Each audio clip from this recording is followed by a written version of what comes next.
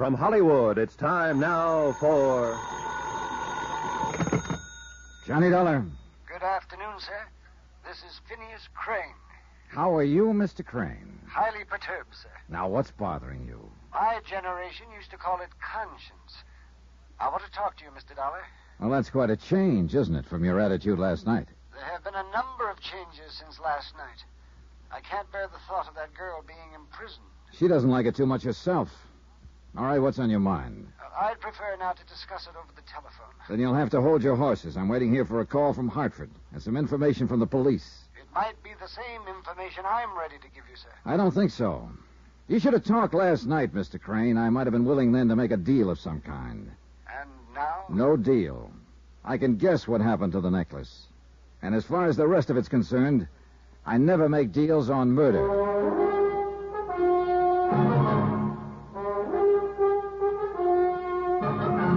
Tonight, and every weekday night, Bob Bailey in the transcribed adventures of the man with the action-packed expense account, America's fabulous freelance insurance investigator... Yours truly, Johnny Dollar.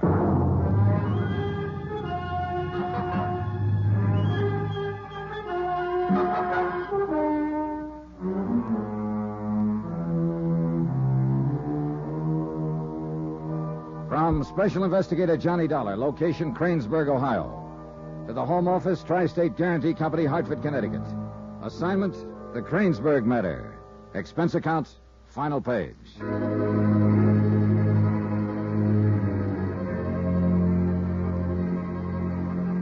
Item 13, $28.65. Phone calls to Cincinnati and Cleveland, and 2 prepaid calls to Hartford. The wheels were spinning now, and I spent most of the day just sitting back and waiting. Toward late afternoon, Police Chief Ed Durham phoned, then Hartford, and then Durham again. And finally, the 3 black bars dropped into place, and the payoff was jackpot. Item 14, $10.50, second day's rental on hired car. I left the hotel just before dark and drove out through the north edge of town to the Crane estate. When I'd gone out there the day before, I'd been mostly guessing, playing hunches. But this time I knew pretty much what I wanted and just how to go about getting it. I thought the place deserted as I walked up the long arbor from the carriage house. But as I stepped out onto the terrace, I realized I was wrong. Mr. Dollar, over here. In here, please. Hurry. Why all the secrecy, Mr. Crane? I wanted to talk to you alone. I rather doubted whether I would be able to if it were known that you were here. Able to or permitted to? Well, that's what I meant, sir. Permitted. Who would stop you, Mr. Crane? Well, that, you might say, is part of the story. The story I didn't tell you last night. Why not? Why didn't you tell me? I still thought then I might be able to save things. And you don't think so now? I'm afraid not. It's too late. You know too much about it now. What were you doing in Smiley Prowl's room when I found you last night? Looking for the necklace. I told you that. Did you know then he'd been murdered? No. I wouldn't have had the nerve to go there if I had. And there wouldn't be of any use of going. That's when I realized it was all over, when I heard Mr. Prell had been killed. Dishonesty is one thing, but murder is something else again. You're so right. Well, of course, it wasn't dishonest at first. It was all quite legal in the beginning. But not later. No, not later. I was against that. Not that I'm claiming any virtue for it. Probably it was just cowardice. Mr. Dollar, be as easy on her as you can. I'm afraid it won't be in my hands. I suppose not. These things are always done so impersonally by institutions created for that purpose. Rightfully, no doubt. But one occasionally wonders. There's something I wonder about sometimes, Mr. Crane. You refer to? Human greed. That's true. There's no real excuse for us, my niece and me. Reasons, yes. An inherited social position and way of life. And declining wealth to support them. We're soft people, Mr. Dollar. And when life gets hard, we look for a soft way out. And that usually turns out to be the hard way. She'll find it so, I imagine. For me, it doesn't really matter anymore. How did you get onto Smiley Prell? How did you know he was the one who robbed your safe? Well, I was just guessing until you told me yesterday that he was a professional jewel thief. and that he'd phoned the insurance company and claimed to have the necklace. But before that, when you were guessing, how did you know about him? What reason did you have to guess? I'd seen him hanging around the estate here twice, the week before the robbery and when I saw him again afterward, talking to his contact, I guess you'd call it. His employer fits the facts better. I suppose so. Anyway, I put two and two together, and I followed Prowl. I found out where he lived. Did the employer know you'd done this? No, hardly. Or I doubt that I'd be sitting here talking to you. Oh, not that it matters, since you probably know more of the details than I do. All right, Uncle Phineas. That's quite enough. Melba. That was a very quiet entrance, Miss Crane. It wasn't intentional. I didn't know you were here until I heard voices. Uncle Phineas, would you mind leaving us alone? It's too late, my dear. I think time is about to run out on all of us. Aided a great deal, I presume, by some of your more senile imaginings. Mr. Dollar didn't really need any help. Please. Very well, my dear. I leave the two of you, then, to what I anticipate may be rather stormy. What were you doing? Pumping him? Trying to make him say things you could twist later and use against him? No, it was more a matter of humoring him, I'd say. What's the matter, Melba? A hangover from last night? I suppose you told him that, too. That I came to your hotel to see you. No, didn't seem relevant somehow. I see. Where's your fiancé? Dean? Sure. How many have you got? Mr. Sellers is in the billiard room. Why? What do you want with him? Oh, I need just a few more facts to fill out the picture. I think he can supply them, that's all. What facts? Why have you come here? Uncle Phineas invited me. What for? He said something about wanting to clear his conscience. His mind wanders. You know that. You can't rely on anything he says. I'm not. What about the girl they arrested? Your maid, Betty? Yes, Betty. If the police are satisfied she's guilty, why aren't you? Because I was hired to find a pearl necklace that was stolen from your safe. It was insured for $20,000, remember? And I haven't found it yet. Suppose I were to withdraw the insurance claim. It's a little too late. The police would want to know why. Why? Simply because I choose to. Because I don't want any more fuss about it. It's not a loss, actually. The necklace was a gift. Oh, yes, I know. An engagement present of great sentimental value from that wealthy young philanderer, Mr. Dean Sellers, who incidentally is broker than you are. What? Yep. Got a complete rundown on him from Hartford late this afternoon. I don't believe it. It's quite a shock, I imagine. You'd say anything just to help that girl get out of jail. Ah, you got me mixed up with Sellers, haven't you? He's the one who rallied to her defense. A cheap little flirt. I hope they convict her. Do you really believe she's the reason Sellers broke off your engagement? It wasn't broken off. It was only postponed. Well, it's like I said, Melba. A lot of surprises.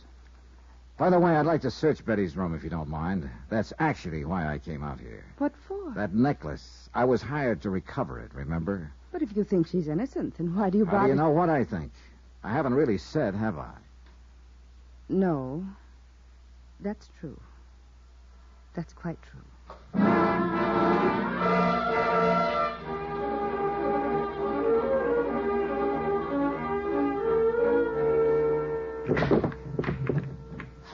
Lucky shot, Mr. Dollar. You got two on the break. Yeah. Result of a misspent youth. All right. 4-ball in the corner pocket. Expert, huh? Oh, just lucky, like you said. Oh, by the way, Mr. Sellers, you were right about Betty. She isn't guilty. She was being framed. I told you so. Yeah, she was just an innocent bystander, you might say. Even though I did find the necklace a few minutes ago, hidden in her room. You found it? Good. The Cranes, though, aren't quite so innocent. The Cranes? No. 9-ball on the far side pocket. What do you mean about the Cranes? They were broke, and they needed money to keep up a front. When you came to town and showed an interest in Melba, they figured you were the answer. Why, you're making Melba sound pretty cold-blooded, you know. Oh, there was no love lost. You were playing the same game. Huh? Sure, Sellers. That's the way you've always operated. Your last wife was a wealthy widow in Miami, Florida. You stayed with her for a year and a half and took her for $150,000. And all that was left of it when you came here was the $20,000 you had invested in the pearl necklace. That was your stake, and that's the way you used it, to convince Melba Crane you weren't a fortune hunter. 12-ball in the far corner. Dollar, where did you get all this information? Police records. Then about a month ago, you broke off your engagement with Melba Crane. Why? Because I was in love with Betty. You were playing Betty for a pigeon. You backed out because you'd finally discovered that the Cranes were flat broke. I wasn't after Melba's money. Sure you were. But you wanted to get out without losing your investment, that necklace. So you brought in Smiley Prell to steal it for you. I never saw Prell in my life. Uncle Phineas saw the two of you together a couple of days after the robbery. Well, he's lying. So Prell pulled the robbery.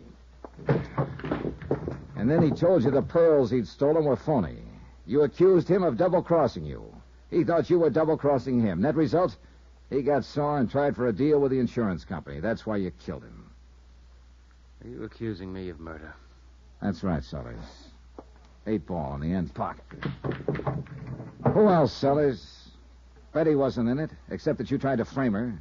And both the Cranes knew the pearls were imitation.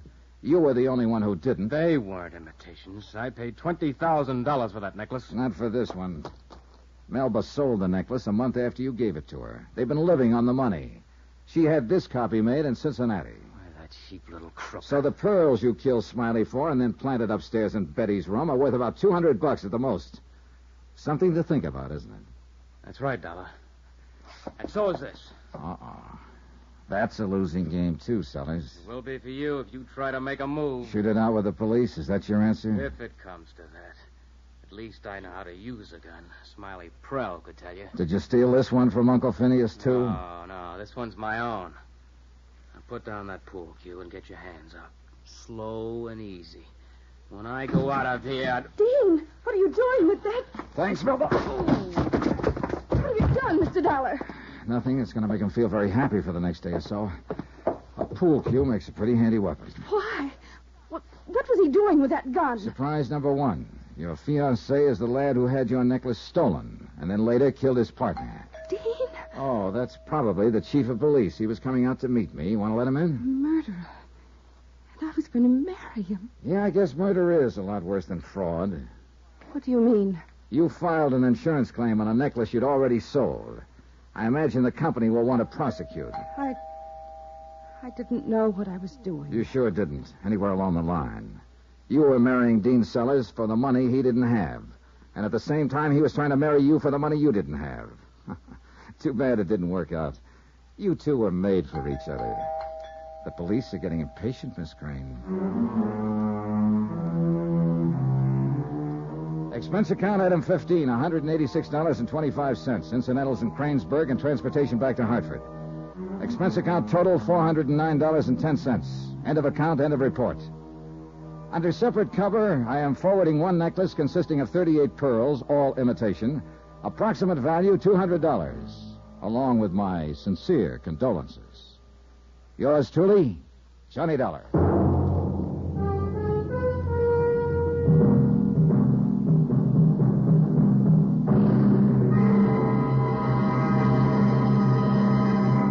Now, here's our star to tell you about next week's story. Next week, the curse of an ancient king and how it affected the lives and deaths of two people. Join us, won't you? Yours truly, Johnny Dollar. Yours truly, Johnny Dollar, starring Bob Bailey, is transcribed in Hollywood. Written by Les Crutchfield, it is produced and directed by Jack Johnstone. Heard in this week's cast were Howard McNair, Forrest Lewis, Paul Richards, Mary Jane Croft, Virginia Gregg, James McCallion, Shirley Mitchell, and Russ Thorson. Musical supervision by Amerigo Marino. Be sure to join us on Monday night, same time and station, for another exciting story of yours truly, Johnny Dollar. Roy Rowan speaking.